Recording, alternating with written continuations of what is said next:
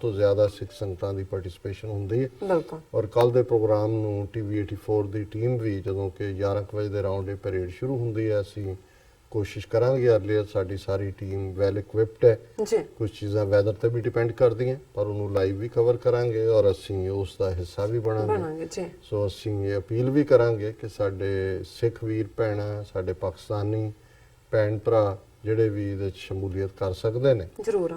ਹਾਂ, ਔਰ ਇਹਦੇ 'ਚ ਇੱਕ ਆਪਣੀ ਸ਼ਾਨ ਹੁੰਦੀ ਹੈ, ਅੱਡ ਫਲੋਟ, ਗੱਤਕੇ ਔਰ ਖੁੱਲਾ ਲੰਗਰ, ਹਰ ਕਿਸਮ ਦਾ ਖਾਣ ਨੂੰ, ਅਮਰੀਕਨਾਂ ਦੇ ਕਹਿਣ ਵਾਂਗੂ ਫ੍ਰੀ ਫੂਡ ਜੀ। ਸੋ ਜ਼ਾਹਰ ਹੈ ਵੀ ਸ਼ੁੱਕਰਵਾਰ ਦੇ ਪ੍ਰੋਗਰਾਮ 'ਚ ਅਸੀਂ ਸ਼ਲੋਕ ਵਾਰਾਂ ਤੇ ਵਧੀਕ ਜਿਹੜੀ ਬਾਣੀ ਹੈ, ਜਿਹੜੇ ਸ਼ਲੋਕ ਮੁੱਖ ਗੁਰਬਾਣੀ ਦੇ ਵਿੱਚ, ਕਿਉਂਕਿ ਹਰ ਸ਼ਲੋਕ ਦੇ ਨਾਲ ਪੌੜੀ ਹੁੰਦੀ ਹੈ, ਇਹ ਇੱਕ ਸ਼ਬਦ ਦੀ ਬਣਤਰ ਹੈ, ਪਰ ਇਸ ਦੇ ਵਿੱਚ ਜਿਹੜੇ ਬਚੇ ਹੋਏ ਸ਼ਲੋਕ ਨੇ ਉਹਨਾਂ ਨੂੰ ਗੁਰੂ ਅਰਜਨ ਸਾਹਿਬ ਨੇ ਇੱਕ ਥਾਂ ਤੇ ਸੰਕਲਿਤ ਕੀਤਾ। ਅੱਜ 2 ਸ਼ਲੋਕ ਅਸੀਂ 47 ਤੇ 48 ਨੰਬਰ ਵਿਚਾਰ ਲਈ ਚੁਣੇ ਨੇ ਜੀ। ਔਰ ਪਹਿਲਾ ਸ਼ਲੋਕ ਹੈ, ਜਿਨ੍ਹਾਂ ਸਤਿਗੁਰ ਪੁਰਖ ਨਾ ਸੇਵਿਓ, ਸ਼ਬਦ ਨਾ ਕੀਤੋ ਵਿਚਾਰ, ਓਏ ਮਾਨਸ ਜੂਨ ਨਾ ਆਖੀਨ, ਪਸ਼ੂ ਢੋਰ ਗਾਵਾਰ, ਉਹਨਾਂ ਅੰਤਰ ਗਿਆਨ ਨਾ ਧਿਆਨ ਹੈ, ਹਰਸ਼ੋਂ ਪ੍ਰੀਤ ਨਾ ਪਿਆਰ, ਮਨਮੁਖ ਮੂਏ ਵਿਕਾਰ ਮੈਂ, ਮਰ ਜੰਮੈ ਵਾਰੋ ਵਾਰ, ਜੀਵਦਿਆਂ ਨੂੰ ਮਿਲੇ ਸੋ ਜੀਵਦੇ, ਹਰ ਜਗ ਜੀਵਨ ਉਰ ਧਾਰ, ਨਾਨਕ ਗੁਰਮੁਖ ਸੋਹਣੇ ਤਿਤ ਸੱਚੈ ਦਰਬਾਰ। ਹੁਣ ਇਹਦੇ 'ਚ 2 ਕਿਸਮ ਦੇ ਮਨੁੱਖ ਜਿਹੜੇ ਨੇ, ਇੱਕ ਜਿਹੜੇ ਰੱਬ ਨਾਲ ਜੁੜੇ ਹੋਏ, ਹਕੀਕਤ ਨਾਲ ਜੁੜੇ ਹੋਏ, ਇਨਸਾਨੀਅਤ ਨੂੰ, ਮਖਲੂਕ ਨੂੰ ਪਿਆਰ ਕਰਨ ਵਾਲੇ, ਇੱਕ ਉਹ ਜਿਹੜੇ ਮੈਂ ਬੱਕਰੀ ਦੀ ਨਸਲ ਜਿਹੜੀ ਸਿਰਫ ਤੇ ਸਿਰਫ ਆਪਣੇ ਹਿੱਤ, ਆਪਣਾ ਸੁੱਖ, ਵਿਕਾਰਾਂ ਦੇ ਵਿੱਚ ਲਸਟ, ਗਰੀਡ, ਈਗੋ, ਉਸ ਦੇ ਵਿੱਚ ਆਪਣਾ ਇਹ ਜ਼ਿੰਦਗੀ ਗੁਜ਼ਾਰਦੇ ਨੇ। ਸੋ ਗੁਰੂ ਸਾਹਿਬ ਨੇ ਉਹਨਾਂ ਨੂੰ ਕੈਟਾਗਰਾਈਜ਼ ਕੀਤਾ ਹੈ ਕਿ ਵੀ ਇਹ ਮਨਮੁਖ ਜਿਹੜੇ ਨੇ ਇਹ ਢੋਰ, ਪਸ਼ੂ ਨੂੰ ਕਹਿੰਦੇ ਨੇ, ਡੰਗਰ ਨੇ, ਕਿਉਂਕਿ ਡੰਗਰ ਦੇ ਵਿੱਚ ਵੀ ਬਾਕੀ ਤਾਂ ਜੋ ਕੁਝ ਮਨੁੱਖ ਕਰਦਾ ਉਹ ਡੰਗਰ ਵੀ ਕਰਦੇ ਨੇ, ਸਾਰੀਆਂ ਪ੍ਰੋਸੈਸਿਸ। ਉਹਦੇ 'ਚ ਰਾਈਟ ਤੇ ਰੋਂਗ ਦੀ ਵਿਚਾਰ ਨਹੀਂ ਕਰਨ ਦਾ ਹੁੰਦਾ, ਉਹਨੂੰ ਹਿੱਕ ਕੇ ਜਿਹੜਾ ਕੋਈ ਲੈ ਜਾਏ ਉਵੇਂ ਉਹ ਕਰਦਾ।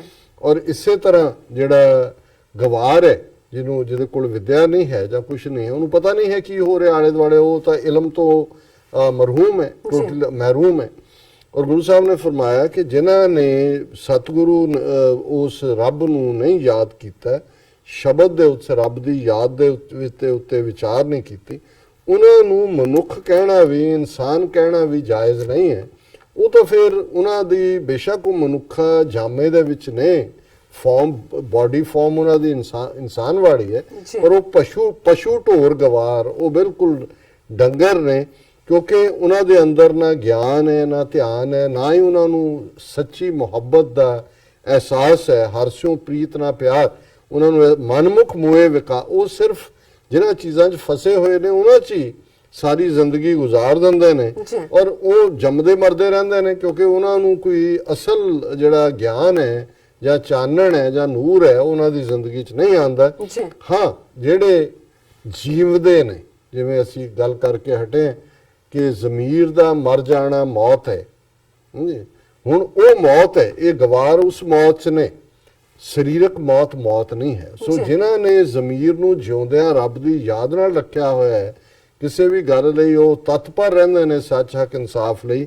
ਗੁਰੂ ਸਾਹਿਬ ਫਰਮਾਉਂਦੇ ਨੇ, ਜੀਵਦਿਆਂ ਨੂੰ ਮਿਲੇ ਸੋ ਜੀਵਦੇ, ਜਿਹੜੇ ਉਹਨਾਂ ਦਾ ਸਾਥ ਵੀ ਕਰਦੇ ਨੇ, ਉਹਨਾਂ ਦੇ ਅੰਦਰ ਵੀ ਜ਼ਿੰਦਗੀ ਧੜਕਦੀ ਹੈ, ਹਰ ਜਗ ਜੀਵਨ ਉਰ ਧਾਰ, ਉਹ ਆਪਣੇ ਦਿਲ ਦੇ ਵਿੱਚ ਉਸ ਦੁਨੀਆ ਨੂੰ ਜ਼ਿੰਦਗੀ ਦੇਣ ਵਾਲੇ ਰੱਬ ਨੂੰ ਯਾਦ ਰੱਖਦੇ ਨੇ। ਔਰ ਨਾਨਕ ਗੁਰਮੁਖ ਸੋਹਣੇ, ਉਹ ਹੀ ਗੁਰਮੁਖ ਨੇ, ਸੋਹਣੇ ਨੇ, ਉਹਨਾਂ ਦਾ ਸੁਹੱਪਣ ਉਹਨਾਂ ਦੇ ਬੋਲਾਂ 'ਚੋਂ, ਉਹਨਾਂ ਦੇ ਦੀਦਾਰ 'ਚੋਂ, ਉਹਨਾਂ ਦੀ ਦਸਤਾਰ, ਗੁਫਤਾਰ, ਰਫਤਾਰ 'ਚੋਂ ਝਲਕਦਾ ਹੈ। ਇਹੀ ਖੂਬਸੂਰਤ ਸੱਚਾ ਦਰਬਾਰ, ਔਰ ਉਹਨਾਂ ਨੂੰ ਉਸ ਵਾਹਿਗੁਰੂ ਦੇ ਦਰਬਾਰ ਦੇ ਵਿੱਚ ਵੀ ਜਿਹੜਾ ਆਦਰ ਮਾਣ ਮਿਲਦਾ। ਔਰ ਇਹ ਕਿਵੇਂ ਸਰੀਰ ਔਰ ਮਨ ਦੇ ਅੰਦਰ ਹੀ ਰੱਬ ਬੈਠਾ ਹੋਇਆ, ਰੱਬ ਕੋਈ ਪਹਾੜਾਂ, ਜੰਗਲਾਂ, ਕਿਤੇ ਹੋਰ ਥਾਂ ਤੇ ਨਹੀਂ ਹੈ। ਦੂਸਰਾ ਸ਼ਲੋਕ ਇਸ ਪਾਸੇ ਇਸ਼ਾਰਾ ਕਰਦਾ ਹੈ, ਹਰ ਮੰਦਰ ਹਰ ਸਾਜਿਆ, ਹਰ ਵਸੈ ਜਿਸ ਨਾਲ, ਗੁਰਮਤੀ ਹਰ ਪਾਇਆ, ਮਾਇਆ ਮੋਹ ਪਰ ਜਾਲ, ਹਰ ਮੰਦਰ ਵਸਤ ਅਨੇਕ ਹੈ, ਨਵਨਿਧ ਨਾਮ ਸਮਾਨ, ਧਨ ਭਗਵੰਤੀ ਨਾਨਕਾ, ਜਿਨ੍ਹਾਂ ਗੁਰਮੁਖ ਲੱਦਾ ਹਰ ਭਾਲ, ਵੱਡ ਭਾਗੀ ਗੜ ਮੰਦਰ ਖੋਜਿਆ ਹਰ ਹਿਰਦੈ ਪਾਇਆ ਨਾਲ। ਜੀ ਕਿ ਇਹ ਜਿਹੜਾ ਸਰੀਰ ਹੈ ਇਹ ਮੰਦਰ ਹੈ, ਟੈਂਪਲ ਹੈ, ਜਿਹਨੂੰ ਰੱਬ ਨੇ ਬਣਾਇਆ ਹੈ, ਹਰ ਵਸਿਆ ਜਿਸ ਨਾਲ। ਇਸ ਲਈ ਮੰਦਰ ਹੈ ਕਿ ਅੰਦਰ ਰੱਬ ਬੈਠਾ ਹੋਇਆ ਹੈ, ਇਹ ਰੱਬ ਦੀ ਪਵਿੱਤਰਤਾ ਵਾਲੀ ਥਾਂ ਹੈ। ਪਰ ਇਸ ਗੱਲ ਦੀ ਸਮਝ ਗੁਰੂ ਦੀ ਮੱਤ ਨੂੰ ਅਪਣਾ ਕੇ ਜ਼ਿੰਦਗੀ ਦੇ ਵਿੱਚ ਆਂਦੀ ਹੈ, ਤੇ ਜਦੋਂ ਇਹ ਅਕਲ ਆ ਜਾਂਦੀ ਹੈ, ਮਾਇਆ ਮੋਹ ਪਰਜਾਲ ਨੂੰ ਚੰਗੀ ਤਰ੍ਹਾਂ ਸਾੜ ਦੇਣਾ। ਫਿਰ ਜਿਹੜਾ ਮਾਇਆ ਦਾ ਮੋਹ ਹੈ ਉਹ ਚੰਗੀ ਤਰ੍ਹਾਂ ਜਿਹੜਾ ਲੁੱਸ ਜਾਂਦਾ ਹੈ। ਹਰ ਮੰਦਰ ਵਸਤ ਅਨੇਕ ਹੈ, ਕਿ ਅੰਦਰ ਜੋ ਤੁਸੀਂ ਰੱਬ ਦੇ ਵੱਲ ਝਾਕ ਕੇ ਦੇਖਦੇ ਹੋ ਤੇ ਅੰਦਰ ਤਾਂ ਨੌਨਿਧ ਖਜ਼ਾਨੇ ਭਰੇ ਹੋਏ ਨੇ, ਉਹ ਤੇ ਕੁਝ ਵੀ ਨਹੀਂ, ਨੌਨਿਧ ਹੀਰੇ ਸੋਨਾ ਜਵਾਹਰਾਤ ਹੁੰਦੇ ਨੇ। ਇਹ ਤਾਂ ਗੁਰੂ ਸਾਹਿਬ ਨੇ ਫਰਮਾਇਆ ਕਿ ਵਸਤ ਅਨੇਕ, ਬਹੁਤ ਕੁਝ ਹੈ। ਉਹ ਫੋਰਚੂਨੇਟ ਨੇ, ਧਨ ਭਗਵੰਤੀ ਨਾਨਕਾ, ਫੋਰਚੂਨੇਟ ਨੇ, ਉਹ ਖੁਸ਼ਕਿਸਮਤ ਨੇ ਜਿਨ੍ਹਾਂ ਗੁਰਮੁਖ ਲੱਦਾ ਹਰ ਪਲ, ਜਿਨ੍ਹਾਂ ਗੁਰੂ ਦੇ ਪਿਆਰਿਆਂ ਨੇ, ਰੱਬ ਦੇ ਪਿਆਰਿਆਂ ਨੇ ਅੰਦਰ ਚੁੱਭੀ ਮਾਰ ਕੇ ਉਸ ਵਾਹਿਗੁਰੂ ਨੂੰ ਲੱਭਿਆ। ਵੱਡ ਭਾਗੀ ਗੜ ਮੰਦਰ ਖੋਜਿਆ। ਇਹ ਸਰੀਰ ਕਿਲ੍ਹਾ, ਉਹਦੇ ਅੰਦਰ ਰੱਬ ਦਾ ਘਰ ਹੈ। ਜਿਨ੍ਹਾਂ ਨੇ ਕਿਲ੍ਹਾ ਤੋੜ ਕੇ ਉਸ ਰੱਬ ਦੇ ਨਾਲ ਜਿਹੜੀ ਇਕਸੁਰਤਾ ਪੈਦਾ ਕੀਤੀ, ਹਰ ਹਿਰਦਾ ਪਾਇਆ ਨਾਲ, ਜਿਨ੍ਹਾਂ ਦੇ ਹਿਰਦੇ 'ਚ ਰੱਬ ਵਸਦਾ ਹੈ।